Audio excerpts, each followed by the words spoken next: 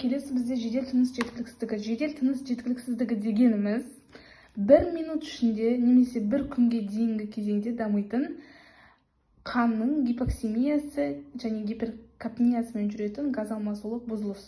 Енді кәдімгі өзіміздің тілде айтатын болсам, какой-то минут немесе күннің аралығында осы адамда оттек, гипоксемия деген оттек азаяды, гиперкапния, мысалы оттек азаяды, гипоксемия и гиперкапния көміртектің жоғарылауы. Міне осындай процесс жүреді. А на самом деле нужно наоборот же, да?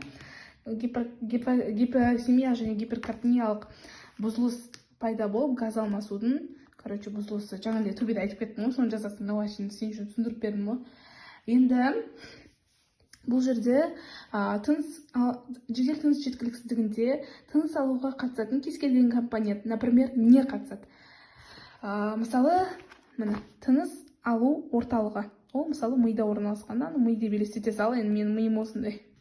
Тыныс алу орталығы, жүйке жүйесі, ол жүйке мен өкпеге бару керек қой.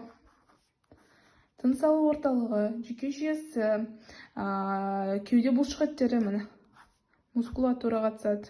Кеуде бұлшықеттері и альвеола. Альвеола білесің, өкпенің соңында орналасқан. Именно осы альвеола отвечает суойкінің сыртқа шығуына, оның ішке кіруіне, осы именно альвеола газабымен именно осы жерде происходит жүр. Міне осы компонент ми, жүйке жүйесі, кеуде бұлшықеті, альвеола. Міне осы 4 компоненттің біреу бұзылысқа ұшыраса, адамда жедел тыныс жетіспеушілігі пайда болады екен. Енді бұның этиологиясы.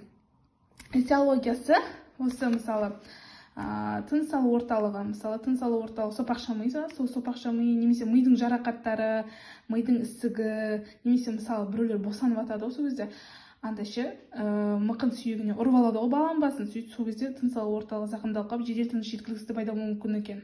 Потом тыныс алу орталығын тағы наркотик, мысалы наркотикалық дәрілер біреулер қабылдайды, наркомандар, сол тыныс орталығын тежеп тастайды екен. Немесе инсультпен ауырған адамдар, сондайлар болып табылады екен. Екінші причинасы ол диафрагмальды причина деп атайды, немесе осы кеуделік причина. Міне қарасай, мидан кеттік причинамен, енді екінші причина кеуделік причина. Мысалы, сенің мына жерде қабырғаларың бар ғой, ондай қабырғаларың. Осы қабырғаң сынып кеткен кезде, мысалы, өкпенің бетінде қабырға бүйтіп тұрады ғой, сол сынып кеткен кезінде сен өкпеңе әсер етеді, полигон дұрыс па? Жедел тыныс жеткіліксіздігі. Гидроторакс дегеніміз өкпенің плеврасында сұйықтықтың жиналуы. Пневмоторакс, сол сияқты гемоторакс деген сияқты, соның әсерінен жедел тыныс жеткіліксіздігі пайда болуы мүмкін екен.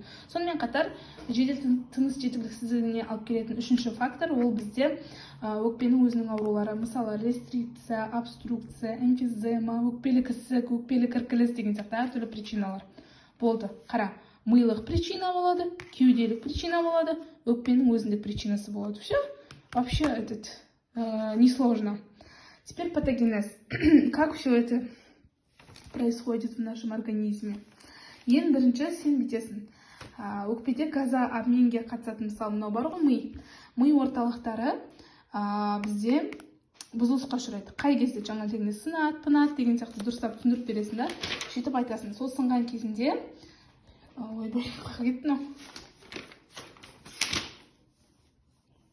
сол сынған кезінде бізде ми сынған кезінде жүйке арқылы сигнал береді, тыныс орталығы істемей қалады да, сөйтіп сигнал береді да, мына өкпеге уже істемей жатыр ғой, мынау сөйтіп мына альвеолаға жаңа дегенде, то есть былай ғой, мына мидың орталығы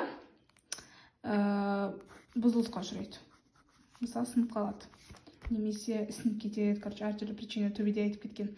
Сондай причинадан орталығы бұзылысқа ұшырайды да, и альвеоладағы сигнал бермей қояды. Міне жақта газ обмен жаса, оттекті бер, суойкіні не қыл деген сияқты істемейді. Төмендет деген сияқты істемейді. Сөйтіп альвеолада газ алмасу процесі бұзылысқа ұшырайды екен. Ми бұзылған екен. Бұл бірінші патогенез. Екінші патогенез бұл жерде жаңа дегенде перфузия. Перфузия дегеніміз осы өкпенің қанмен қамтамасыз етілуі. Жаңа айттым, қан барады, анау деп біріншісіне түсіндіріп кеттім. перфузияның төмендеуі, мысалы перфузия төмендеп кетеді, оттек дұрыс қанмен қамтамасыз етіле алмай қалады да, сөйтіп ол жерге өкпе қанмен қамтамасыз ете алмай қалады, сөйтіп қызметін дұрыс атқармайды, оттек азаяды, көмірқышқыл газы көбейіп кетеді. Все, это все понятно, не сложно, совсем не сложно. Сосын енді клиникасы бойынша бұны жіктейді екен. Бұны несі 3 кезеңге жіктейді. Ең бірінші кезеңде науқастың есі анық болады, нормальный болады, бірақ кішкене мазасыз болады, кішкене ғана мазасыз, эйфориялы болады, терісі бозарған болады. Енді мына случайларды жазалы. Бірінші кезеңде бізде тыныс алу жиілігі 25-30 рет болады. Потом жүректің жиырылу жылдамдығы 110, в норме 60-80. Артерия қан қысымы в норме. Екінші кезеңде науқас кішкене галлюцинация пайда болады. Еще ойбай ұмытып кетіппін.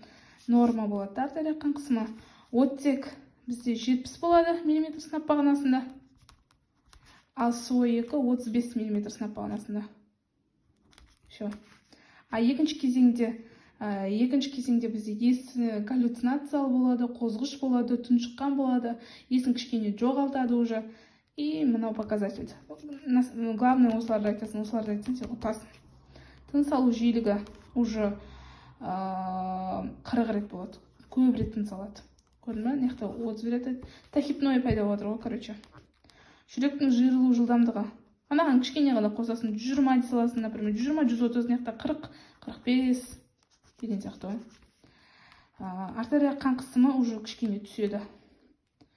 Оттек мысалы 70 болса, мына жақта 60 дей сал. СО2-ні мына жақта мысалы, СО2 наоборот көтереміз. Ең біріншіде бізде СО2, бірінші кезеңде бізде 35 қой. 35, екінші кезеңде наоборот 40 көтеріп кетеді. Короче, түсініп тұрсың ғой, қара. Тыныс алу жиілігі асқынған сайын көтеріледі, артерия қан қысымы наоборот түседі, оттек наоборот түседі, потому что организмге оттек аз түсіп жатыр. Жаңа мен нақты түсіндіріп кеттім, иә? Енді СО2 көмірқышқыл газы наоборот организмге көбейіп жатыр. 35 40. Енді үшінші кезең тура осылай ғой. Мынаны мен айтқандай, тыныс алу жиілігінің 50 болып кетеді, жүректің жиырылу жылдамдығы 140 болып кетеді, артерия қан қысымы түсіп кетеді, оттек вообще 40 па сондай болып кетеді. А мынау вообще 50-ге дейін көтеріліп кетеді. Деп сөйтіп түсіндіріп бересің. Потом клиникалық көрінісінде тоже айтасың, ентігу болады, цианоз болады, артерия қан қысымы төмен болады, оттегі жоғары болады, көмірқышқыл газы төмен болады, адам қозғыш болады, ашушаң бойы есінен танады, кейде патологиялық тыныстар пайда болады, десің, чейн стокс деген сияқты, биота деген сияқты. Емін ылғалды ингаляция бересің, оттекті бересің, потом преднизолон бересің, преднизолон 0,9% 90 мг, и эуфилин бересің. Эуфилин 0,9%-тік 10 мг физрастворға араластырып бересің. И потом ары қарай ортопноя қалпында жүреді, жасанды тыныс бересің, вентиляция жасап, неге стационарға апарасың.